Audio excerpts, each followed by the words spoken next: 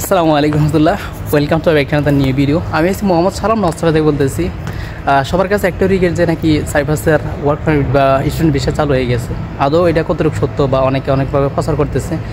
আসলে student visa সম্পর্কে আজকে কিছু একটা আলোচনা করব। আর আপনারা হয়তো বা জানেন যে বাংলাদেশে কোনো এম্বাসি নেই, তাহলে স্টুডেন্ট ভিসাটা কোথা থেকে চালু হলো বা স্টুডেন্ট ভিসা মানুষ কীভাবে আসবে এখানে, সেই নিয়ে বিস্তারিত আলোচনা করবো আমার বড় ভাইয়ের সাথে। আপনার ভিডিওটা দেখতে থাকুন।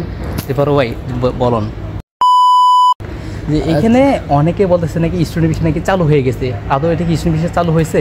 ভাই, স্টুডেন্ট ভিসা তো চালু আগে থেকেই, কিন্তু আমাদের বাংলাদেশে কোনো এম্বাসি নেই। এই জন্য স্টুডেন্ট ভিসা আপনার যে নতুন করে চালু হয়েছে এই বিষয়টা পুরোপুরি মিথ্যা। এটা এমনি চালু আছে, হ্যাঁ, কিন্তু আমাদের বাংলাদেশে লিগ্যালভাবে কেউ স্টুডেন্ট ভিসায় সাইপ্রাসে আসতে পারবে না। সুন্দর কথা বলছেন। মানে স্টুডেন্ট ভিসা তো আপনার তো এটা অবৈধ পন্থা, আপনি আসতে পারবেন না।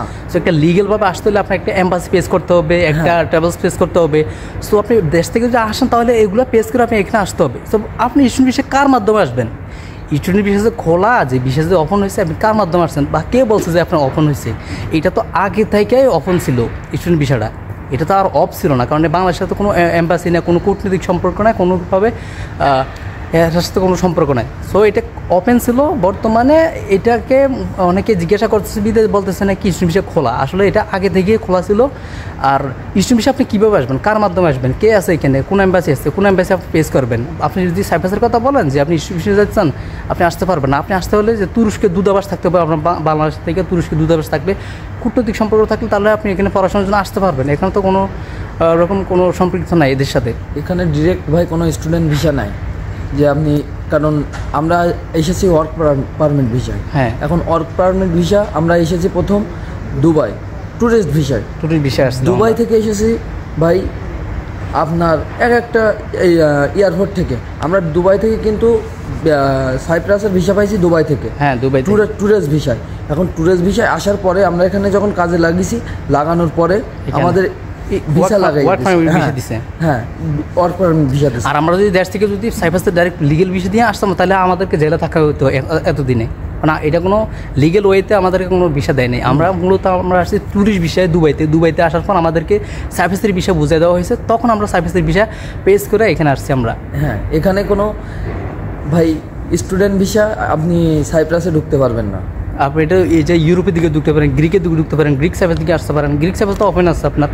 আর এখানে আপনি যদি আসেন কারোর মাধ্যমে আসতে হবে student visa. So student visa আর ওয়ার্ক পারমিট ভিসা আর ভিজিট ভিসা সেম বিষয়, বুঝতে পারছেন?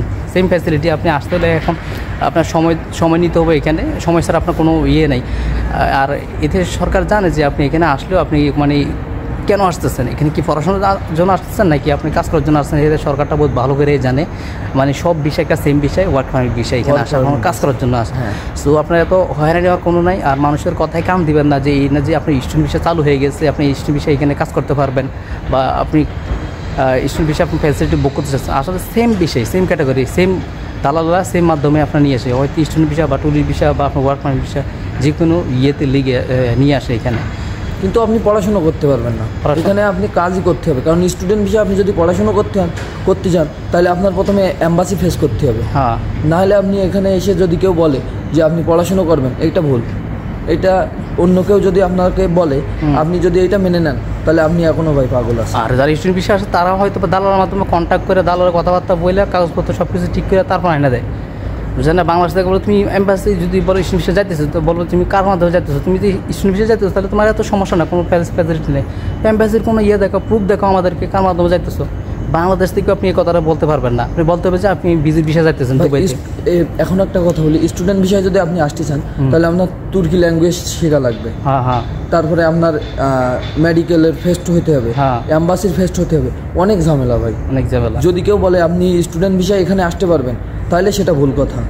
আসতে পারবো, তবে আপনি কিন্তু দালালের মাধ্যমে। আর দ্বিতীয় কথা হচ্ছে যে আপনি যদি মনে করেন যে না, অন্য কেউ বলছে যে আমরা এখানে স্টুডেন্ট ভিসা এসে এখন পড়াশুনো করবো, করবো, এটা ভাও কথা। কারণ স্টুডেন্ট ভিসা এসে আপনি ভাই পড়াশুনো করতে পারবেন না এখানে। আপনি স্টুডেন্ট ভিসা বলতেও আপনার এখানে এসে কাজ করা লাগবে, আর ওয়ার্ক পারমিট ভিসা হলেও কাজ করা লাগবে। ভিজিট ভিসাও সেম ক্যাটাগরি।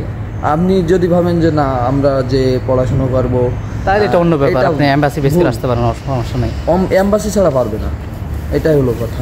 হ্যাঁ ঠিক আছে, এই তো বললো বড় ভাই বললো, আর আমি বললাম কতটুকু সত্য, তাও আপনার তদন্ত করে দেখবেন এত আজকের ভিডিও। নেক্সট আবার একটা ভিডিও নিয়ে আসবো আপনাদের মাঝে। আল্লাহ হাফেজ।